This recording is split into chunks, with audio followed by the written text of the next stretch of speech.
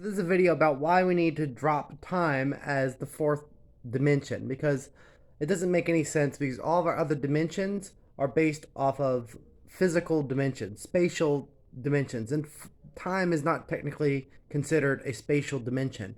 Time is considered to be the fourth dimension though, which doesn't make any sense. So I'll break it down logically what the fourth dimension actually should be.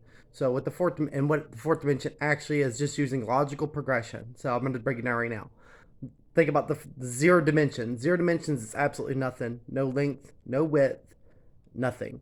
And you can fit an infinite amount of zero dimensional existence in any size one dimensional object, right?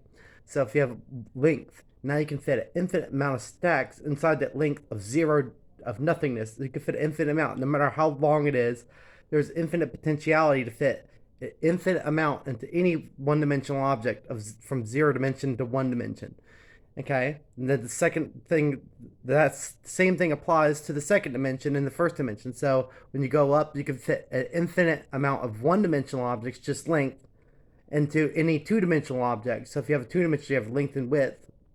You could fit an infinite amount of the one-dimensional objects within any two-dimensional object.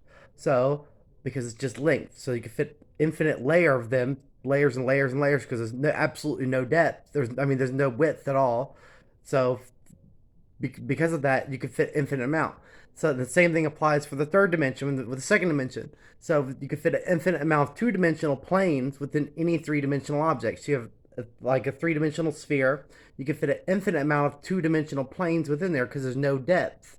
And so it's easy to infer the next logical step in the series is to be able to fit an infinite amount of three-dimensional existence, aka our universes that we live in, into any size four-dimensional object. So if you have any size four-dimensional object, assuming a fourth spatial dimension exists, you can fit an infinite amount of three-dimensional spatial existence inside of any four-dimensional object. So that's what a truly four-dimensional object is that you could have like a cube or a circle, and you could fit infinite amount of three-dimensional universe versions inside of that four-dimensional object, which ultimately would point to the fact that everything is pretty much an illusion here, and everything that we consider to be real is not fundamentally real, and the Big Bang can pack everything down into a singularity smaller than the smallest measurable thing that we've ever seen, smaller than strings,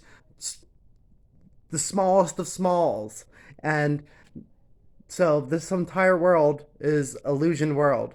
And that's basically the fourth spatial dimension. So time shouldn't be considered a dimension at all. It's just a part of the world in which we live in.